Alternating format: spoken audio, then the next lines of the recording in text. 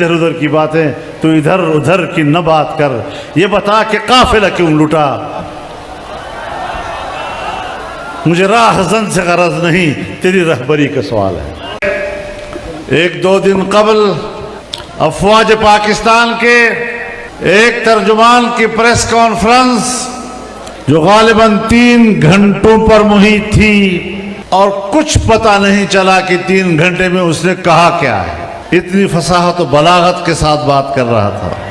ہم آئین کی زبان میں بات کر رہے ہیں، تم آئین کو قبول کر لو، آئین کے مطابق زندگی گزارو، آئین کے مطابق جنرل رہو، آئین کے مطابق فوجی رہو، میں سب سے زیادہ آپ کا احترام کرنے والا ہوں۔ اگر میں فوجی نہیں بن سکتا، اگر میں فوج کی وردی نہیں پہن سکتا اور میرے لیے جائز نہیں ہے، میرا آئین و قانون مجھے اس کی اجازت نہیں دیتا، آپ کون ہوتے ہیں کہ میرا لباس پہن کر سیاسی میدان میں آ کر سیاسی کردار ادا کرو؟ نعرہ تکبیر! پھر کہتا ہے کہ الیکشن کے حوالے سے فوج کا کوئی رول نہیں۔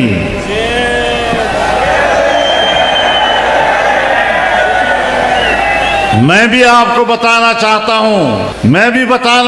ہوں کہ آئین میں، قانون میں، رولز میں کوئی رولز نہیں ہے کہ فوج سیاست میں بات کرے، اور میں بھی مانتا ہوں کہ آئین اور قانون کے روح سے تمہارا کوئی رول نہیں، لیکن یہ سارا رولا ہی تیرا ہے، یہ رولا تیرا ہے۔ کہتا ہے فوج پر تنقید کرنا یہ ملک سے بغاوت ہے، فوج پر تنقید کرنا یہ تو ملک کے خلاف بات کرنی ہے۔ ہاں میں بھی جانتا ہوں کہ فوج میری ریاست کی محافظ ہے، لیکن جب آپ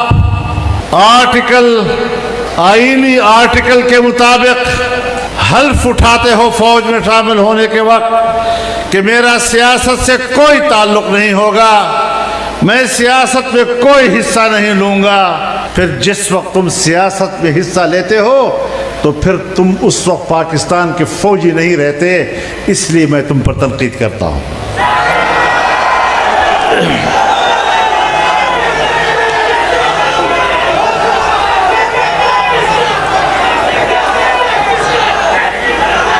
میں ملک میں کوئی اندھی سیاست نہیں کر رہا، میں ملک کے آرمی چیف کو بھی جانتا ہوں، ISI کے چیف کو بھی جانتا ہوں، میں مقتدرہ کو بھی جانتا ہوں، میں 40 سال سے زیادہ عرصہ پاکستانی سیاست سے وابستہ رہ کر کس چیز سے اب ناواقف ہوں کہ تم مجھے صفائی دو گے کہ میں نے سیاست میں حصہ لینا ہے یا نہیں۔ میرا دعویٰ آپ کے خلاف یہ ہے کہ تم نے سیاست میں حصہ لیا ہے، اس کے بعد تم پاکستان کے فوجی نہیں رہے کہ میرے اوپر تمہارا احترام لازم ہو۔ ہاں واپس فوجی بن جاؤ، جہاں سے نکلے وہی کھڑے ہو جاؤ، میں آپ کے شانہ بشانہ کھڑا ہو جاؤں۔ شاید یا تم نے مجھے نہیں پہچانا یا میں نے تمہیں نہیں پہچانا، لیکن مجھے پوری طرح اطمینان ہے کہ میں نے آپ کو ٹھیک سمجھا ہے۔ مجھے آپ کے بارے میں اپنی رائے دینے میں کوئی کسی قسم کا تردد نہیں ہے۔ میرے محترم دوستو، پاکستان کے قیام میں تمہارا کوئی رول نہیں۔ پاکستان کو پاکستان کی ہندوستان کے مسلمانوں نے بنایا، عوام نے بنایا، قربانیاں دی، اور ان قربانیوں کے نتیجے میں پاکستان بنا ہے، اور پاکستان کا جھنڈا تم نے نہیں لہرایا، پاکستان کا جھنڈا ہم نے لہرایا ہے۔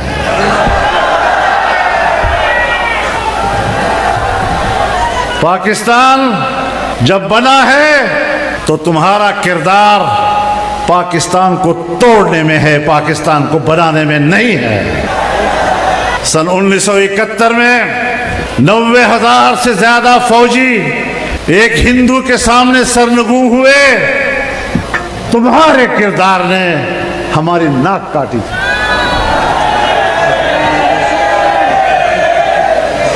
تمہارے کردار نے قوم کے سروں پر ذلت اور رسوائی کا ٹوکرا رکھا تھا. ہم بھی آپ کو جانتے ہیں اور آپ بھی ہمیں جانتے ہیں. اور تم اگر وردی پہن کر مجھ پر کوئی روب ڈالنے کی کوشش کرتے ہو تو میں آپ کو بتانا چاہتا ہوں کہ تم سارے مل کر بھی میرے جسم پر روح تک نہیں رینگتی.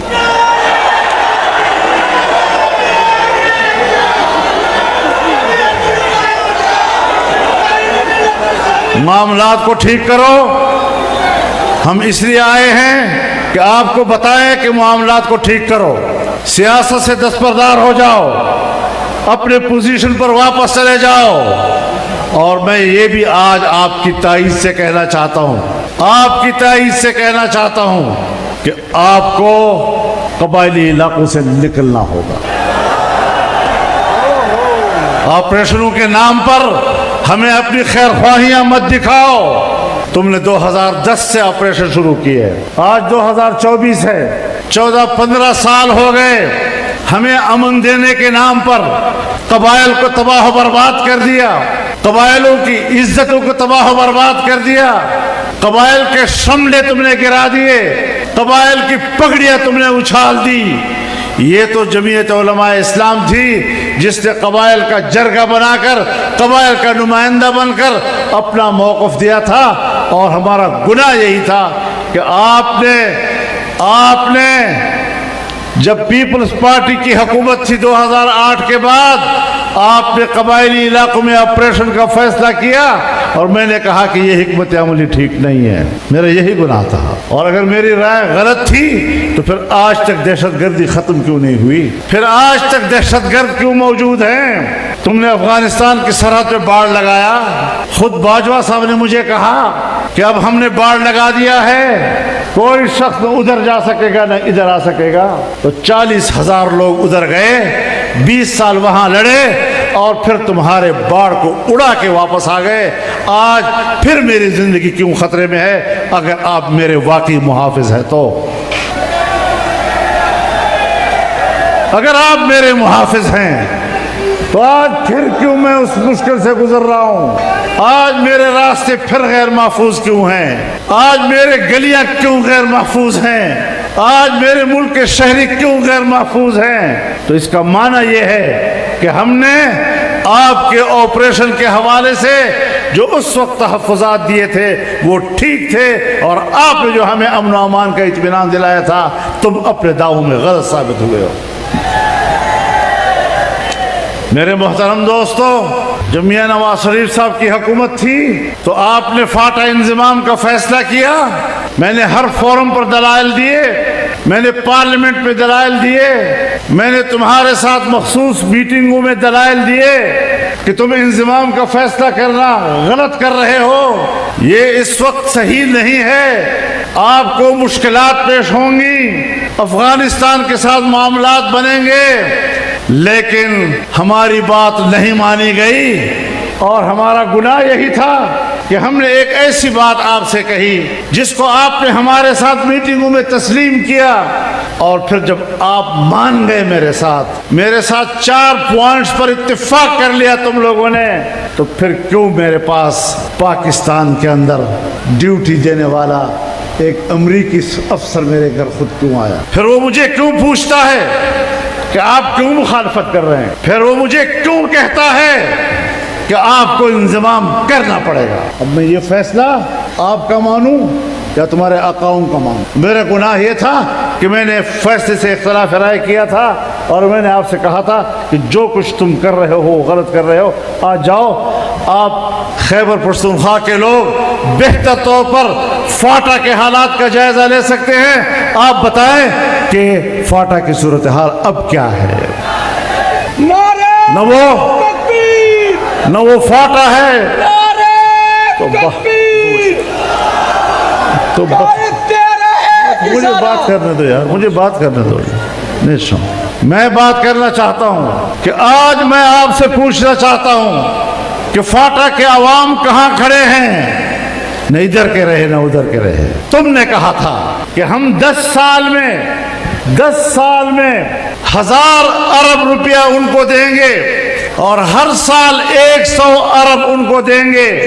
ان کو ترقی دینے کے لیے، ان کو سیٹل کے لوگوں کے برابر لانے کے لیے آج 8 سال گزر گئے ہیں اس کے، اور آج تک تم 100 ارب بھی پورے نہیں کر سکے ہو ان کو، چجائے کہ آپ 900 ارب مزید ان کو دیں گے۔ کیوں دھوکہ کیا آپ نے؟ کیوں باہر کا اشارہ قبول کیا اپنے ملک کے اندر؟ کیوں اپنی خود مختاری کو بیچا؟ تو میری رائے پاکستان کی خود مختاری کے لیے تھی، قبائل کے عوام کے لیے تھی، اور میں نے آپ سے یہ بھی کہا تھا کہ قبائل سے پوچھ لو، اگر وہ چاہتے ہیں انضمام کرنا تو ریفرنڈم کرا دو، اگر قبائل کی خواہش ہے مجھے کوئی اعتراض نہیں ہوگا۔ آج آپ کے اس تاریخی اجتماع کے سامنے پھر میں ایک دفعہ کہتا ہوں کہ اگر اس وقت ریفرنڈم نہیں تھا، اب تو انہوں نے مزہ چکھ لیا ہوگا، اب تو 8 سال کے بعد وہ مطمئن ہوں گے۔ آج ریفرنڈم کرا دو، قبائلی عوام اپنی پوزیشن پر واپس جانا چاہتے ہیں یا تمہارے انضمام کو قبول کرتے ہیں۔ آج چیلنج کرتا ہوں تمہیں، قوم سے پوچھو۔ مجھے یاد ہے بعض ان لوگوں کے وہ الفاظ مجھے زبان پر لانے میں شرم آتی ہے، جب انہی لوگوں نے کہا چھوڑیے مولانا، قبائل بھی کوئی ایسے لوگ ہیں جن سے پوچھنے کی ضرورت ہوتی ہے۔ میں اپنے عوام کے بارے میں تمہاری رائے جانتا ہوں، تو اب آپ بتائیں کہ کیا ہماری رائے غلط تھی؟ ہمیں پاکستان میں میگا پروجیکٹس چاہیے تھے، کس کے اشارے پر تم نے میگا پروجیکٹس رکوائے؟ میں نے آپ سے یہ کہا تھا کہ ریکوڈیک جو بلوچوں کی ملکیت ہے اس پر قانون سازی جائز نہیں کہ آپ 18ویں ترمیم کی مخالفت کر کے آپ ریکوڈیک کو بین الاقوامی کمپنیوں کے حوالے کریں، اس کے مفادات کو آپ بیچیں اور بلوچ لوگوں کو اور بلوچستان کے لوگوں کو آپ محروم کریں۔ میں نے تو یہی جرم کیا تھا کہ اپنے قوم کے پشتونوں اور بلوچوں کے حق کی بات کی تھی، اور تم نے فیصلہ کر لیا کہ یہ شخص ہر مرحلے پر ہمارے فیصلوں میں رکاوٹ بنتا ہے۔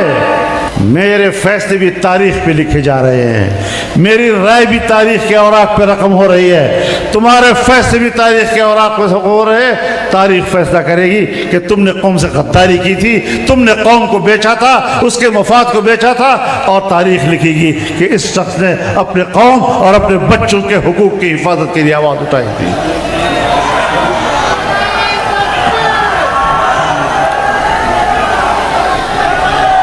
ہم بلا وجہ نہیں لڑا کرتے، ہمیں کسی سے لڑنے کا شوق نہیں ہے، اور آپ جانتے ہیں ہم تقریروں میں گالیاں نہیں دیا کرتے، ہم تقریروں میں کسی کا مذاق نہیں اڑاتے، لیکن ہم اپنا نقطہ نظر وضاحت سے پیش کرتے ہیں۔ ہم اپنا نقطہ نظر پیش کریں تب بھی تم ناراض کہ ہم اس ملک کے لیے آپ کی جعلی اسمبلیوں کو قبول نہیں کر رہے۔ ہم نے ایک بار پھر ان کو واضح پیغام دے دیا ہے کہ آپ کی دھاندلیوں کی پیداوار حکومت عوام کی نمائندہ نہیں ہے۔ یہ حکومتیں، یہ اسمبلیاں اسٹیبلشمنٹ کی نمائندہ تو ہو سکتی ہیں، لیکن اسے پاکستان کے عوام کا نمائندہ کہنا میرے نزدیک پاکستان کے عوام کی توہین ہے۔ ہم اپنی قوم کی توہین برداشت نہیں کر سکتے۔ آج ہم اپنی قوم اور اس ملک کے عوام کے عزت نفس کا مقدمہ لے کر میدان میں آئے ہیں۔ آج ہم اپنے عوام کے ووٹ کے حق کا مقدمہ لے کر میدان میں آئے ہیں، اور مجھے 1-2 دن قبل افواج پاکستان کے ایک ترجمان کی پریس کانفرنس جو غالباً 3 گھنٹوں پر محیط تھی،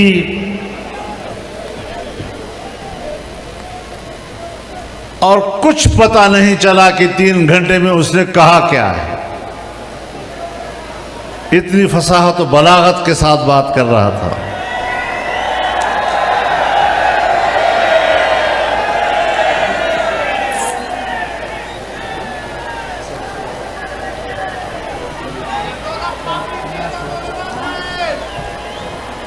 وہ بظاہر تو تاثر دے رہا تھا کہ وہ یہ باتیں کسی اور کے خلاف کر رہا ہے، لیکن جو بھی بات کرتا تھا کوشش کرتا تھا کہ وہ میری باتوں کا جواب دے۔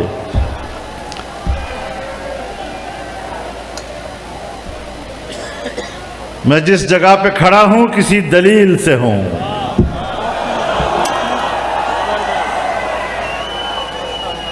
میں یوں ہی دست و گریباں نہیں زمانے سے۔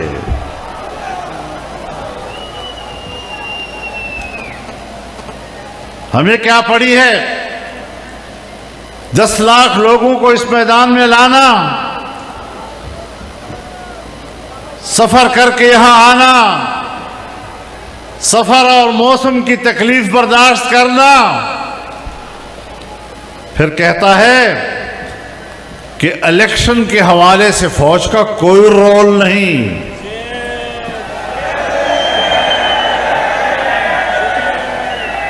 میں بھی آپ کو بتانا چاہتا ہوں، میں بھی بتانا چاہتا ہوں کہ آئین میں، قانون میں، رولز میں کوئی رولز نہیں ہے کہ فوج سیاست میں بات کرے۔ اور میں بھی مانتا ہوں کہ آئین اور قانون کے روح سے تمہارا کوئی رول نہیں، لیکن یہ سارا رولا ہی تیرا ہے۔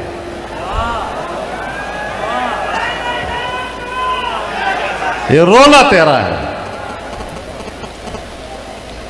کہتا ہے فوج پر تنقید کرنا یہ ملک سے بغاوت ہے، فوج پر تنقید کرنا یہ تو ملک کے خلاف بات کرنی ہے۔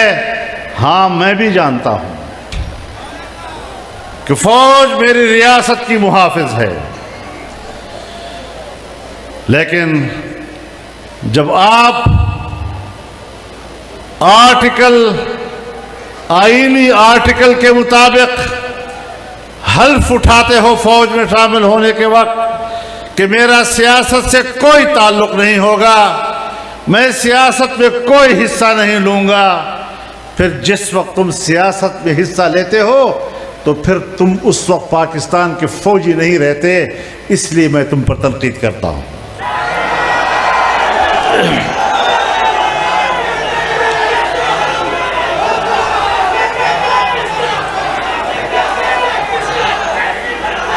میں ملک میں کوئی اندھی سیاست نہیں کر رہا، میں ملک کے آرمی چیف کو بھی جانتا ہوں، ISI کے چیف کو بھی جانتا ہوں، میں مقتدرہ کو بھی جانتا ہوں، میں 40 سال سے زیادہ عرصہ پاکستانی سیاست سے وابستہ رہ کر کس چیز سے اب ناواقف ہوں کہ تم مجھے صفائی دو گے کہ میں نے سیاست میں حصہ لینا ہے یا نہیں۔ میرا دعویٰ آپ کے خلاف یہ ہے کہ تم نے سیاست میں حصہ لیا ہے، اس کے بعد تم پاکستان کے فوجی نہیں رہے کہ میرے اوپر تمہارا احترام لازم ہو۔ ہاں واپس فوجی بن جاؤ، واپس فوجی بن جاؤ، جہاں سے نکلے وہی کھڑے ہو جاؤ، میں آپ کے شانہ بشانہ کھڑا ہو جاؤں گا۔ شاید یا تم نے مجھے نہیں پہچانا یا میں نے تمہیں نہیں پہچانا، لیکن مجھے پوری طرح اطمینان ہے کہ میں نے آپ کو ٹھیک سمجھا ہے۔ مجھے آپ کے بارے میں اپنی رائے دینے میں کوئی کسی قسم کا تردد نہیں ہے۔ میرے محترم دوستو، پاکستان کے قیام میں تمہارا کوئی رول نہیں۔ پاکستان کو پاکستان کے ہندوستان کے مسلمانوں نے بنایا، عوام نے بنایا، قربانیاں دی، اور ان قربانیوں کے نتیجے میں پاکستان بنا ہے۔ اور پاکستان کا جھنڈا تم نے نہیں لہرایا، پاکستان کا جھنڈا ہم نے لہرایا ہے۔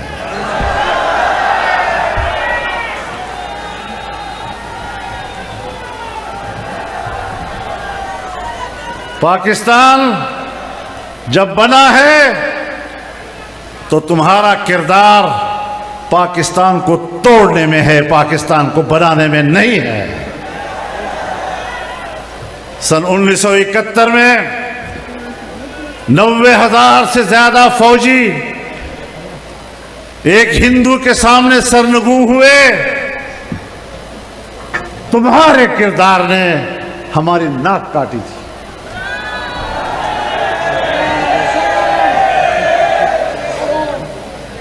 تمہارے کردار نے قوم کے سروں پر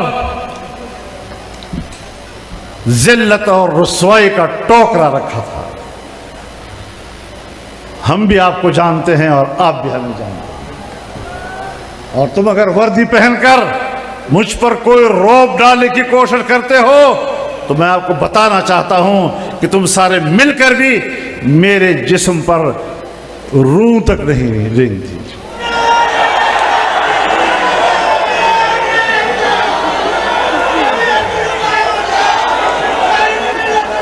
معاملات کو ٹھیک کرو۔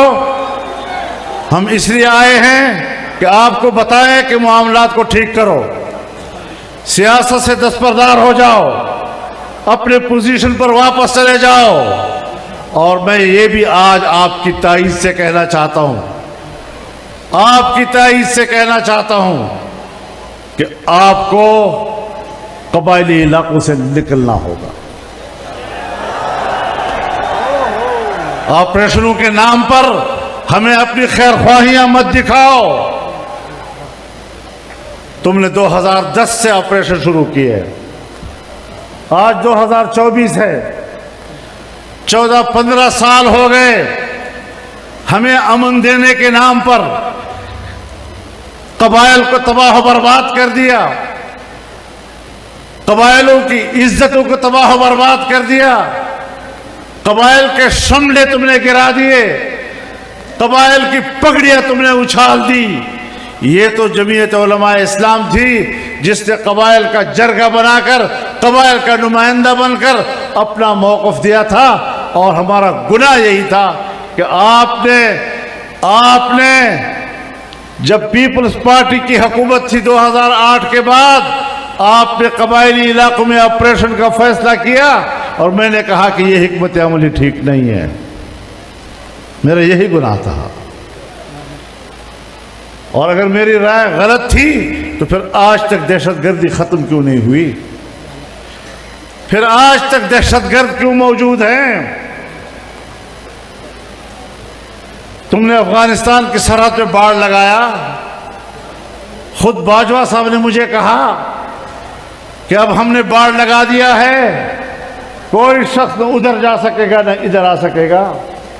تو 40,000 لوگ ادھر گئے، 20 سال وہاں لڑے، اور پھر تمہارے باڑ کو اڑا کے واپس آ گئے۔ آج پھر میری زندگی کیوں خطرے میں ہے اگر آپ میرے واقعی محافظ ہیں تو؟ اگر آپ میرے محافظ ہیں تو آج پھر کیوں میں اس مشکل سے گزر رہا ہوں؟ آج میرے راستے پھر غیر محفوظ کیوں ہیں؟ آج میرے گلیاں کیوں غیر محفوظ ہیں؟ آج میرے ملک کے شہری کیوں غیر محفوظ ہیں؟ تو اس کا معنی یہ ہے کہ ہم نے آپ کے آپریشن کے حوالے سے جو اس وقت تحفظات دیے تھے وہ ٹھیک تھے، اور آپ نے جو ہمیں امن و امان کا اطمینان دلایا تھا، تم اپنے دعووں میں غلط ثابت ہوئے ہو۔ میرے محترم دوستو، جب میاں نواز شریف صاحب کی حکومت تھی تو آپ نے فاٹا انضمام کا فیصلہ کیا۔ میں نے ہر فورم پر دلائل دیے، میں نے پارلیمنٹ میں دلائل دیے، میں نے تمہارے ساتھ مخصوص میٹنگوں میں دلائل دیے کہ تم انضمام کا فیصلہ کرنا غلط کر رہے ہو، یہ اس وقت صحیح نہیں ہے، آپ کو مشکلات پیش ہوں گی، افغانستان کے ساتھ معاملات بنیں گے، لیکن ہماری بات نہیں مانی گئی، اور ہمارا گناہ یہی تھا کہ ہم نے ایک ایسی بات آپ سے کہی جس کو آپ نے ہمارے ساتھ میٹنگوں میں تسلیم کیا، اور پھر جب آپ مان گئے میرے ساتھ میرے ساتھ 4 پوائنٹس پر اتفاق کر لیا تم لوگوں نے، تو پھر کیوں میرے پاس پاکستان کے اندر ڈیوٹی دینے والا ایک امریکی افسر میرے گھر خود کیوں آیا؟ پھر وہ مجھے کیوں پوچھتا ہے کہ آپ کیوں مخالفت کر رہے ہیں؟ پھر وہ مجھے کیوں کہتا ہے کہ آپ کو انضمام کرنا پڑے گا؟ اب میں یہ فیصلہ آپ کا مانوں یا تمہارے آقاؤں کا مانوں؟ میرا گناہ یہ تھا کہ میں نے فیصلے سے اختلاف رائے کیا تھا، اور میں نے آپ سے کہا تھا کہ جو کچھ تم کر رہے ہو غلط کر رہے ہو، آج جاؤ آپ خیبر پختونخوا کے لوگ بہتر طور پر فاٹا کے حالات کا جائزہ لے سکتے ہیں، آپ بتائیں کہ فاٹا کی صورتحال اب کیا ہے؟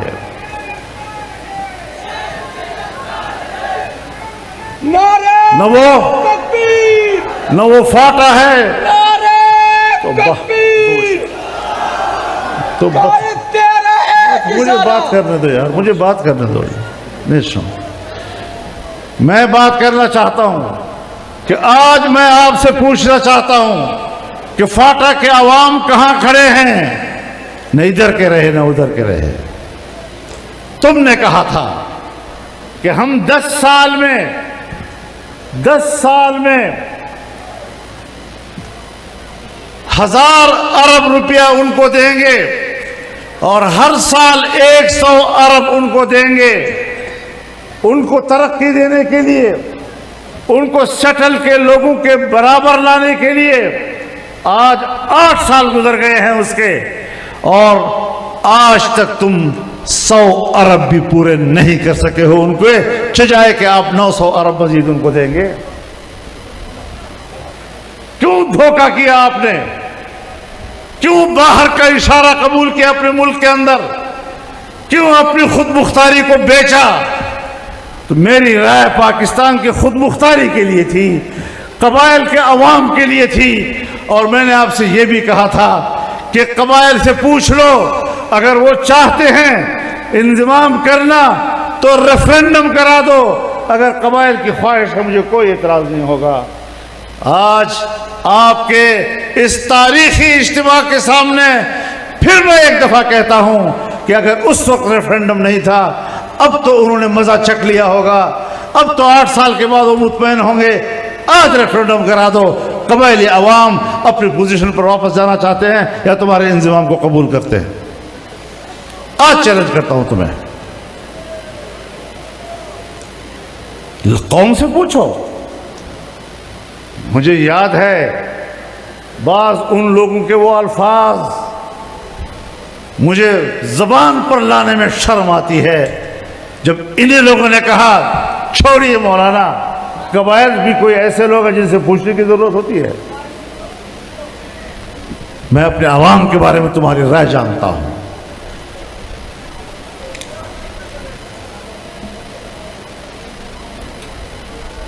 تو اب آپ بتائیں کہ کیا ہماری رائے غلط تھی؟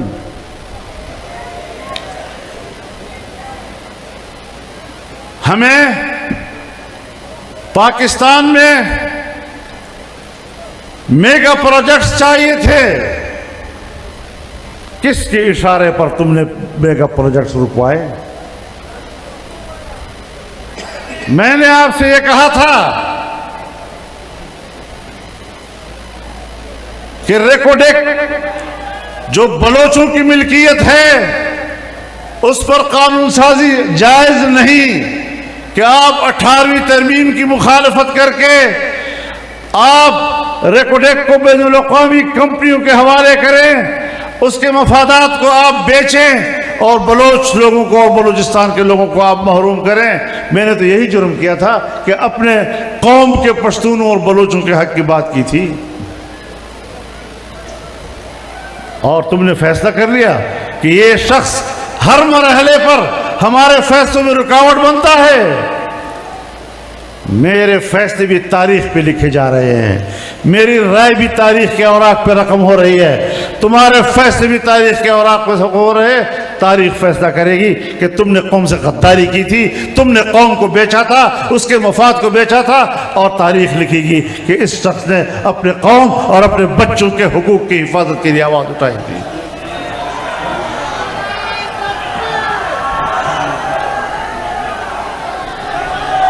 ہم بلا وجہ نہیں لڑا کرتے،